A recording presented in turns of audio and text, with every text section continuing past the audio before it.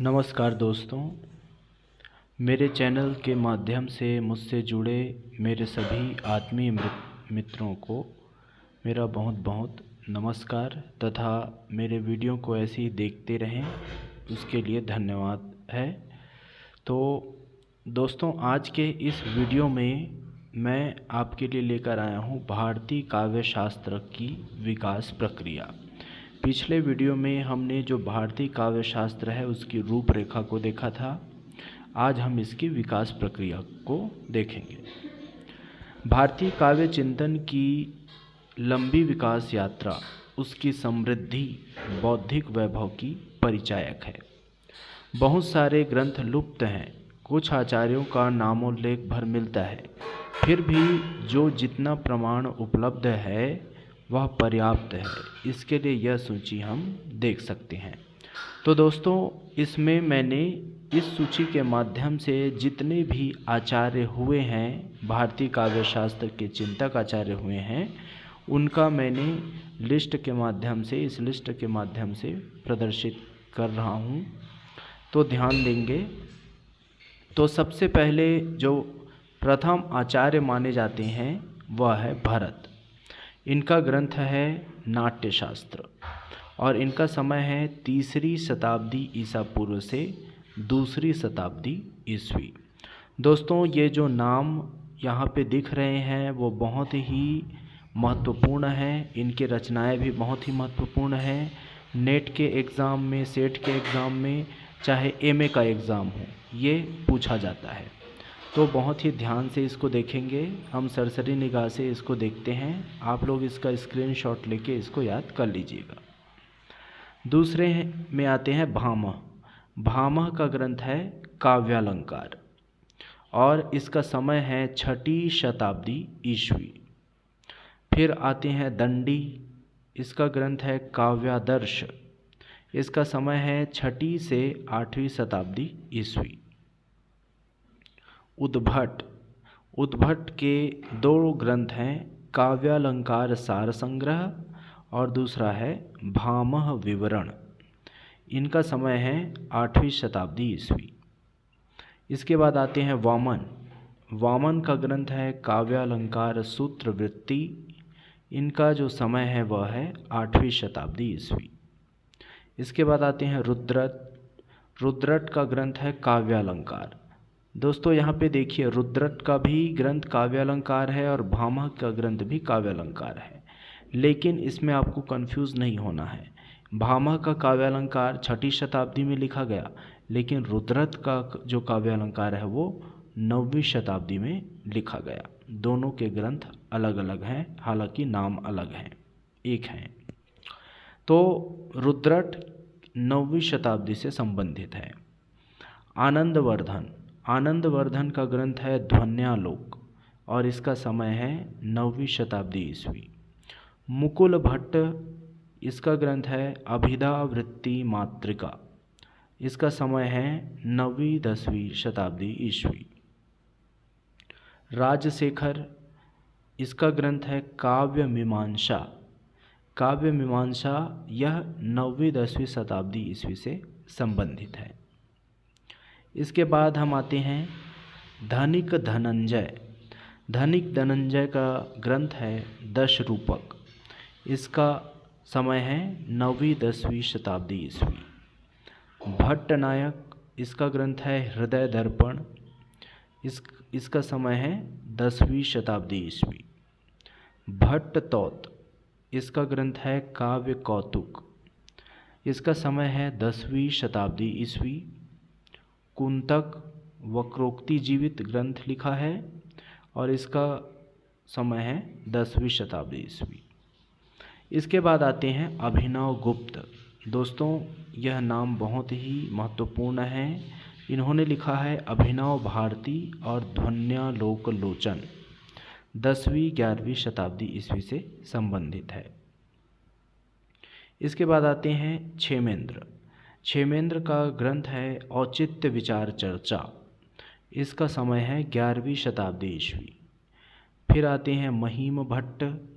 इसका ग्रंथ है व्यक्ति विवेक, 11वीं शताब्दी ईस्वी। भोजराज, इसके दो ग्रंथ हैं, सरस्वती कंठाभरण और श्रृंगार प्रकाश। इसका समय है 11वीं शताब्दी ईस्वी।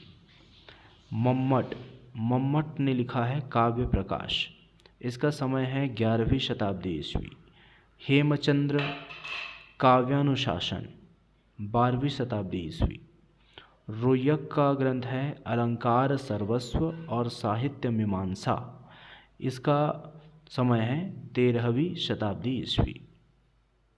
इसी प्रकार हम आगे देखते हैं, रोयक के बाद आते हैं जयदेव। जयदेव का ग्रंथ है चंद्रालोक और इसका समय है 14वीं शताब्दी ईस्वी। फिर आते हैं आचार्य विश्वनाथ। इसका ग्रंथ है साहित्य दर्पण, बहुत ही महत्वपूर्ण ग्रंथ है और इसका समय है 14वीं शताब्दी ईस्वी। फिर आते हैं भानुदत्त। इसने लिखा है रसमंजरी और रस तरंगिणी। इसका समय है 15वीं शताब्दी ईस्वी। फिर रूप गोस्वामी का ग्रंथ है उज्ज्वल नीलमणि तथा भक्ति रसामृत सिंधु। इसका समय है 15वीं से 16वीं शताब्दी ईस्वी। इसके बाद आते हैं अप्पय दीक्षित। इसका ग्रंथ है कुवलयानंद तथा चित्र मीमांसा। इसका समय है 16वीं शताब्दी ईस्वी। इसके बाद केशव मिश्र आते हैं, ग्रंथ है अलंकार शेखर, 16वीं शताब्दी ईस्वी। और भारतीय काव्यशास्त्र के जो अंतिम आचार्य आते हैं वह है पंडित राज जगन्नाथ। इसका ग्रंथ है रस गंगाधर और इसका जो समय है वह है 17वीं शताब्दी ईस्वी।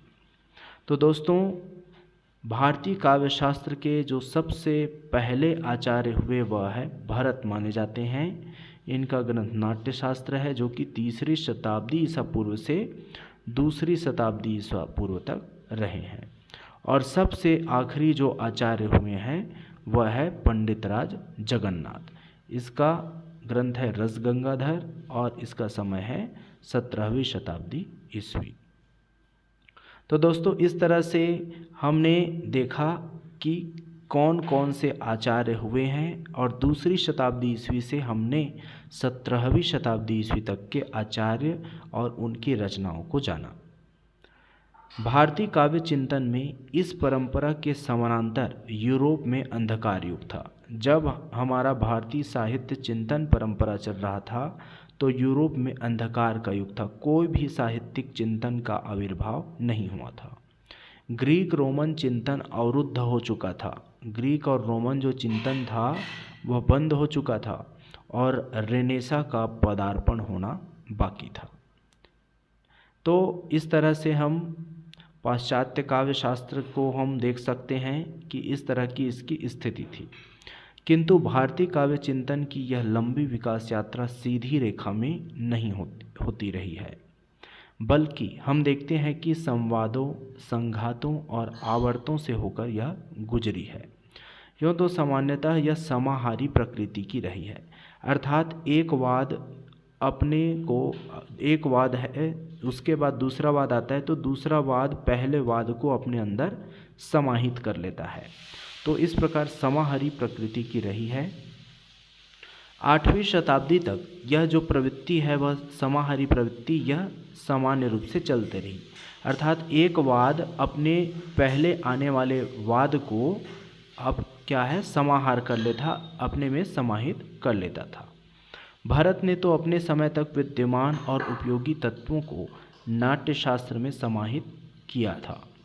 भामा और दंडी ने भी अपने मत की स्थापना करते हुए किसी अन्य मत का खंडन या तिरस्कार नहीं किया, बल्कि अपने में समाहित कर लिया। उसी प्रकार वामन ने तो अपने मत का प्रतिपादन में सभी उपलब्ध धारणाओं का उपयोग किया है। तो हम देखते हैं कि वामन तक जितने भी आचार्य हुए हैं उनकी जो विवेचन की प्रकृति रही है वह समाहारी रही है। वे एक दूसरे का खंडन नहीं करते थे, एक दूसरे के विचारों का खंडन नहीं करते थे। 8वीं से 9वीं शताब्दी ईस्वी से भारतीय काव्य चिंतन में विरोध और खंडन मंडन की प्रकृति विशेष रूप से दिखाई पड़ती है और तत्कालीन दार्शनिक मतवादों का भारतीय काव्य चिंतन पर असर भी पड़ता है और यह प्रतीत होता हमें दिखाई देता है। दार्शनिक मतवादों से हम समझ सकते हैं कि शंकराचार्य जो 8वीं शताब्दी में आए थे, तो शंकराचार्य का प्रभाव हम ये जो चिंतन है, काव्य शास्त्रीय चिंतन है, इसमें हम देख सकते हैं। उसके समकालीन दार्शनिक विवादों का यह प्रभाव हो सकता है कि यह साहित्य में आ गया। इसी समय एक प्रखर काव्य सिद्धांत के रूप में ध्वनि की स्थापना हुई, ध्वनि सिद्धांत की स्थापना होती दिखाई देती है। और जितना प्रखर सिद्धांत यह था, उतना ही तीव्र इसका विरोध भी हुआ था। यद्यपि आगे चलकर ध्वनि को व्यापक समर्थन भी मिला और रस के साथ इसका समाहार कर दिया गया, अर्थात रस के साथ ध्वनि को मिला दिया गया और इसको मिलाकर रस ध्वनि की संश्लिष्ट अवधारणा बना दी गई। तो इस तरह से हम देखते हैं कि रस ध्वनि, ध्वनि और रस दोनों को मिलाकर रस ध्वनि की जो अवधारणा है वह बन गई। इसमें अभिनव गुप्त की जो भूमिका है वह आधारभूत थी। साथ में मम्मट ने इसे पूर्णता प्रदान की रस ध्वनि बनाने में। आश्चर्यजनक तथ्य हमारे सामने यह आता है कि काव्य विश्लेषण के अत्यंत सूक्ष्म और समर्थ सिद्धांत के रूप में विकसित वक्रोक्ति भी इस प्रवाह के सामने टिक न सका, अर्थात रस ध्वनि प्रवाह के सामने टिक न सका, जबकि यह भी एक समाहारी सिद्धांत था और अपनी प्रकृति में इसकी तुलना रीति सिद्धांत से हम कर सकते हैं।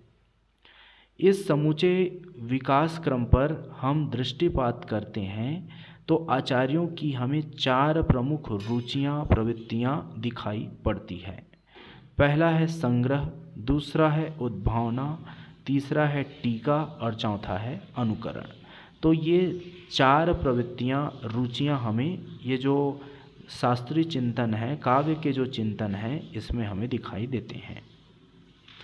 इस समूचे चिंतन को हम 2 चिंतन धाराओं में बांटकर देखने की कोशिश कर सकते हैं।